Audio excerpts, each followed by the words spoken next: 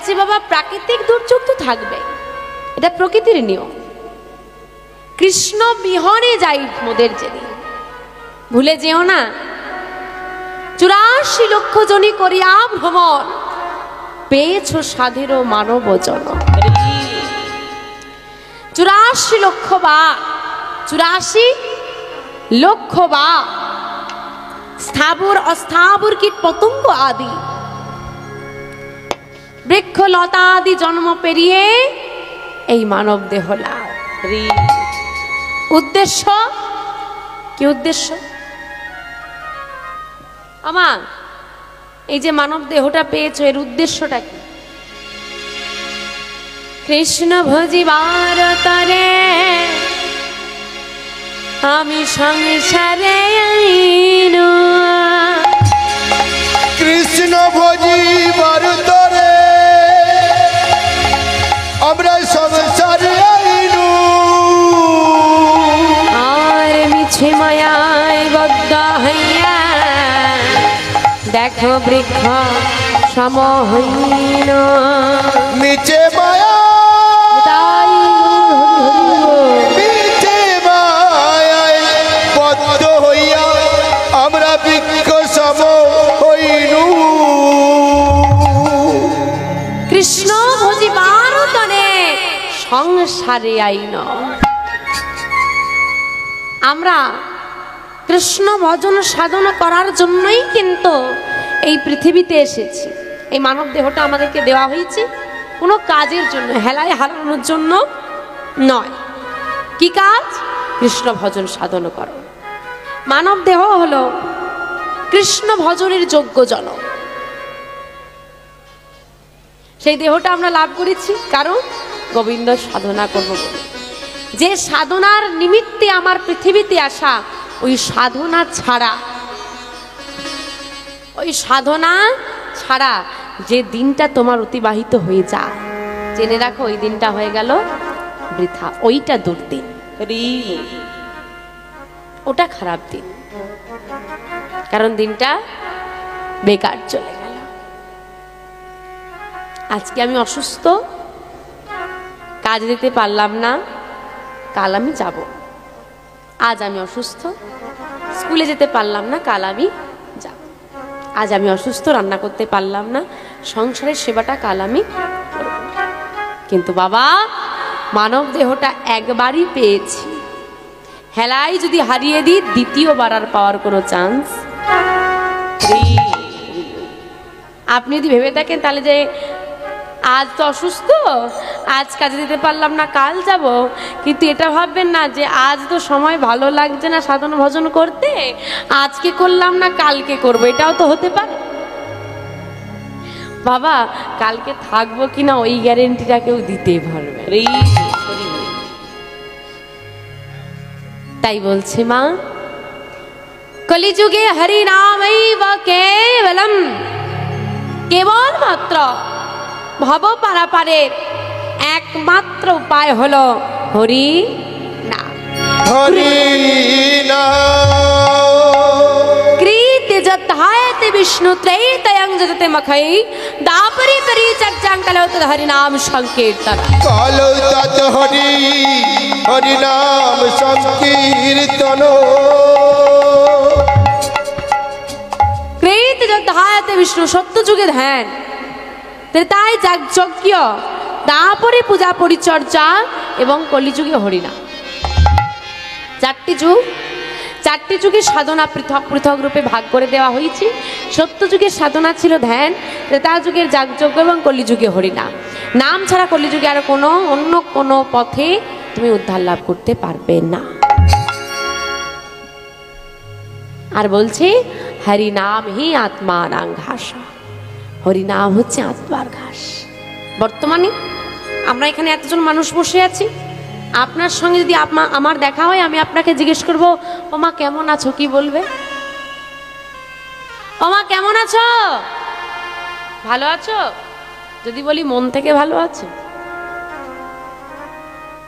হ্যাঁ, মানসিকটা কেউ ভেতরটাতে, কারণ বলছে না বাবা দেখো তুমি, আমরা রোজ সেবা করি না, এক সপ্তাহ যদি তুমি সেবা না করো তোমার শরীর ভালো থাকবে কি? ভালো থাকবে শরীর? এক সপ্তাহ খেতে দেবো না, শরীর ভালো থাকবে?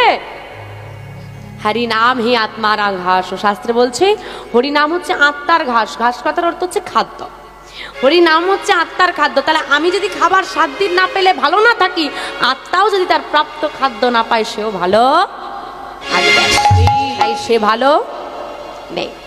তোমার তুমি যে কোনো মন্দিরে গিয়ে বসে থাকো, সংসারের যে কোনো আনন্দকে ব্যর্থ করে দেবে ওই আনন্দ, ওই ভগবানের কাছে যাওয়ার যে আনন্দটা, যে শান্তি। গোবিন্দ কথা শ্রবণ করো, যে আনন্দ তুমি পাবে, যদি তোমার মধ্যে কৃষ্ণ প্রেম ভক্তি থাকে তো। কীর্তন শুনতে সবার ভালো লাগে না, যাদের প্রেম ভক্তি থাকে তাদেরই ভালো লাগে। তদ্রূপ যদি কারোর হৃদয়ে কৃষ্ণ প্রেম ভক্তি থাকে, কোথাও যাওয়া দরকার নেই, যে কোনো মন্দিরে গিয়ে বসে থাকো, যে আনন্দ, যে সুখ, যে মানসিক শান্তি তুমি লাভ করবে, তাই সংসারে কেউ তোমাকে দিতে পারবে না। তাই বলছে নাম দাও, নাম নাও, লহনা কৃষ্ণ না জপনা অবিরা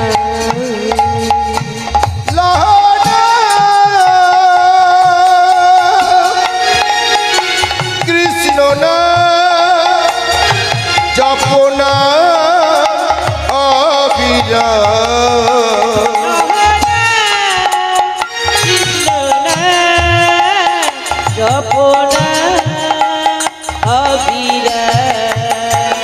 পথ চলিতে কথা বলিতে একবার লহরে কৃষ্ণ পথ চলিতে কথা বলিতে একবার লহরে কৃষ্ণ না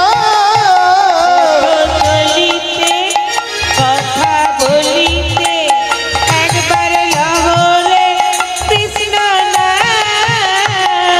পথ চলিতে কথা বলিতে যারা হে আমা, যখন পথ দিয়ে আপনি কোথাও যাবেন, আপনি আমাকে চেনেন না, আমি আপনাকে চিনি না, আপনি আমার সঙ্গে কথা বলবেন না, আর আমি তো বলবোই না। কিন্তু বাবা অচেনা তো কথা বলবো কেন? বাচ্চাদেরকে শিখে দেন, ওই অচেনা কারোর সঙ্গে কথা বলবি না, ছোটবেলাতেই শিখিয়ে দেন। কিন্তু আপনি তোমার সঙ্গে কথা বললেন না, একজন বৈষ্ণব, একজন ভক্ত, কণ্ঠে তুলসীর মালা, মুখে হরিনাম, নাম জপ করতে করতে চলেছে, আর একজন ভক্ত আসছে, দুজন দুজনকে দেখে কথা বলে না? বলে না? কি বলে গো? হ্যাঁ গো কি বলে? বলো সবাই মিলে একবার বলো, কি বলে? জানি তাই জয় রাধে রাধেশ্বর। আরে বাবা তুমি তো আমাকে চেনো না, তুমি আমার সঙ্গে কথা বললে কেন? বলে ও গো কার মধ্যে বিভেদ করছো, তুমি যার দাস আমি তো তারই দাস, তোমার আমার মধ্যে বিভেদ হয় নাকি? তুমি আমার অচেনা, পাশের গ্রামের অচেনা ব্যক্তিও কথা বলে না, পাশের গ্রামের কিন্তু যদি কেউ ভক্ত হতে পারে না, যত দূর দূরান্ত চলে যাও, তোমার সঙ্গে যদি কোনো না কোনো দেশের কোনো ভক্তের সঙ্গে দেখা হয়, সে কিন্তু বলবে হরে কৃষ্ণ হরি। তুমি যখন তোমার এলাকার বাইরে চলে যাবে, তুমি কোন বংশের, তোমার পিতৃ পরিচয় কি, তুমি কত উচ্চ বংশ থেকে আসছো, তুমি কত উচ্চতর চাকরি করো, কেউ কিন্তু জানবে না। তুমি শিক্ষক, তোমার এলাকার মানুষ জানবে, বাইরের এলাকার মানুষ জানবে না। তা আপনি কি ঘুরে বেড়াবেন আমি শিক্ষক বলে বেড়াবে? কেউ জানবে না। কিন্তু যদি ভক্ত হতে পারো, পৃথিবীর যে প্রান্তেই চলে যাও, ভক্তের পরিচয়, তুমি কোন বংশের, তুমি কোন দেশের, তুমি কোথা থেকে আসছো, তোমার বাবার নাম কি, তোমার নাম কি, তুমি কি কর্ম করো, তুমি ভক্ত, ব্যাস এটাই তোমার পরিচয়। হরে কৃষ্ণ। তাই বলছে পথ চলিতে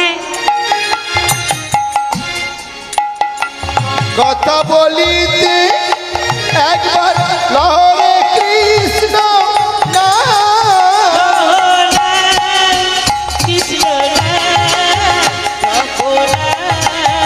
অবিরা। হরি হরি কৃষ্ণ না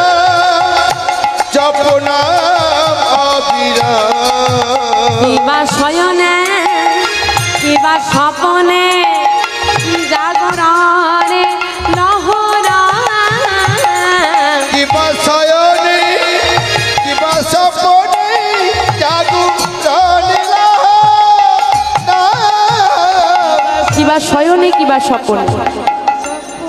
একটা কথা, আমার কোনো কথা রাখেন বা না রাখেন, চরণ ধরে প্রত্যেককে বলে যাই, সবাই ব্যস্ত। আপনি ভাবেন আপনি বাইরে কাজে যান বলে ব্যস্ত, বাড়ির যে গৃহিণী সে কি ব্যস্ত না? আপনার থেকে বেশি ব্যস্ত। আপনাকে টিফিন টাইম দেওয়া হয় অফিসে, ওই মেয়েটা না টিফিনেরও টাইম পায়। সবাই ব্যস্ত, কিন্তু তবুও বলছি, চরণ ধরে বলে যাই, সারাদিন ব্যস্ততা আমাদের, সারাদিনের ক্লান্তি। যখন রাতে ঘুমোতে যাবেন বিছানায় শোয়ার পর সবাই কিন্তু কিছুটা সময় আমরা জেগে থাকি। কেউ চিন্তা করে কালকে কাজটা কখন শুরু করব, কেউ চিন্তা করে কখন উঠে বাইরে বেরোতে হবে, কি কাজে যেতে হবে, কেউ চিন্তা করছে সংসার কীভাবে চলবে, কালকে কি রান্না বান্না করব, আবার কেউ আর ফোনে টাইম দিয়ে দেয়। তাই কিছুটা সময় তো আমরা কিছু না কিছুকে সময় দিচ্ছি। ওই যেই সময়টা জেগে থাকবে তুমি দাও, তোমার সংসার কি সময় দাও, আমি বারণ করবো না, কিন্তু ওই সময়ের মধ্যে অন্তত 2 মিনিট আমার গোবিন্দকে দিও। কারণ আজকে তুমি ঘুমিয়ে যাবে, কালকে একটা নতুন সকাল আসবে, সে গ্যারেন্টি সবাই দিলেও ওই সকালটা তুমি দেখতে পাবে কিনা সে গ্যারেন্টি কেউ দেবে। ঘুম ভাঙে তো সকাল, না ভাঙে তো পরকাল। তাই তো যখন তোমার বিচার হবে, কি গো বিচার বসবে না? আমাদের বিচার হবে না হবে? হ্যাঁ, বা তো বিচারে তো লাইন দিয়ে দাঁড়িয়ে পড়বে, জিজ্ঞেস করবে কি করলে সারা জীবন, কি করলে বলো, জবাব তোমাকে দিতে হবে। ওখানে নিশ্চুপ থাকলে হবে না, জবাব যখন দিতে হবে গর্ব করে সবার মাঝে বলতে পারবে, হে গোবিন্দ কি করেছি তো জানি না, জানো আমি কি করেছি? পৃথিবীতে আমার থাকা শেষ দিনটা আমি গোবিন্দ স্মরণে কাটিয়েছি। এই শেষটা, জীবনের শেষটা গোবিন্দ স্মরণে কাটানোটা না এত সোজা নয়।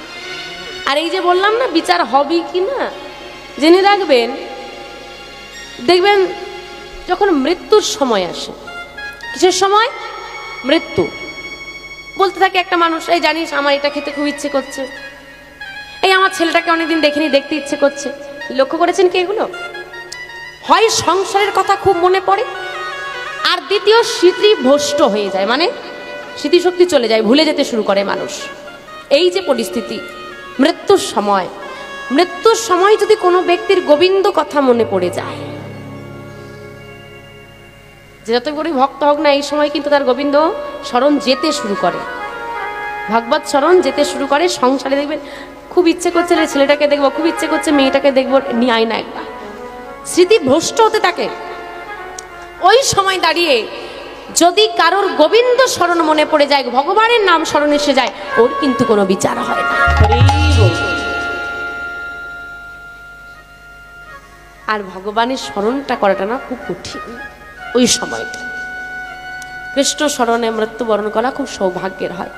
প্রভু শ্রী রামচন্দ্র বনবাসে গিয়েছিলেন না, তো বনবাসে ঘুরে বেড়াচ্ছেন, কিছু ফল টল তো নিতে হবে, সেবা হবে, আর সেবা করার জন্য ঘুরে বেড়াচ্ছেন। আর এমন সময় প্রভুর গলাটা খুব শুকনো হয়ে আসছে, তৃষ্ণা পেয়েছে, একটু জল পেলে ভালো হতো। তার সরোবরের একটা শব্দ শোনা যাচ্ছে, দূর থেকে তিনি লক্ষ্য করলেন, হ্যাঁ ওইখানে একটা সরোবর আছে। আর প্রভুর অস্ত্র কি, রামচন্দ্রের অস্ত্র কি? তীর ধনুষ।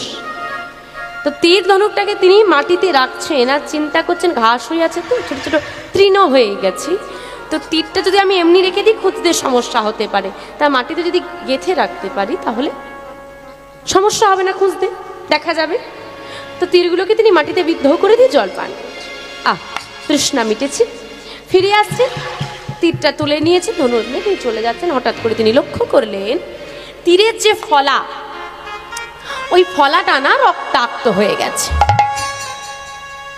যখন দেখছি রক্তাক্ত হয়ে গেছে, প্রভু একটু চিন্তিত হয়ে গেলেন যে রুধির কোথা থেকে এলো। ভালো করে লক্ষ্য করলেন সেই স্থানটি, দেখছে প্রভুর ওই তীরটা যখন মাটিতে গেঁথেছিলেন তখন একটি ব্যাঙ ওতে বিদ্ধ হয়ে গেল। তো প্রভুর খুব খারাপ লাগছে যে আমি একটা প্রাণীর প্রাণ নিতে চললাম। তাড়াতাড়ি করে ব্যাঙটাকে হাতের মধ্যে তুলে নিয়েছে। আরে তুমি একবার চিৎকার করলে না, তোমার আঘাত লাগলো, তুমি তো একবার ডাকবে, একবার চিৎকার করবে, একবার ডেকে উঠলে তো তোমার তো কষ্ট হতো না প্রভু। কাকে ডাকবো? ব্যাংকটা বলছে প্রভু কাকে ডাকবো? বিপদে পড়লে যাকে ডাকিস তার হাত থেকেই যদি আমার বিপদ আসে কাকে ডাকবো?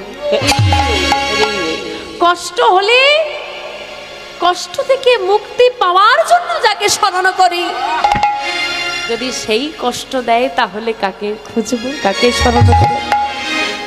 কিন্তু তুমি মারা যেতে পারতে প্রভু, মৃত্যুকার নেই। আপনি ভাবুন, একটা ব্যাঙ বলছে মৃত্যু কার নেই। সবার মৃত্যু আছে, হয় আজ না হয় কাল। পৃথিবী তোমাকে ছাড়তে হবেই হবে, জানো প্রভু। তোমার কষ্ট হচ্ছে না? হচ্ছে তো। তোমার কষ্ট হচ্ছে তাও তুমি এমন কথা বলছো। প্রভু যতটা কষ্ট হচ্ছে না তার থেকে বেশি আনন্দ হচ্ছে। আনন্দ? তুমি রক্তাক্ত হয়ে গেছো, এত রোদের চলছে তোমার দেহ থেকে, তুমি বলছো আনন্দ? হ্যাঁ, আনন্দ নয়?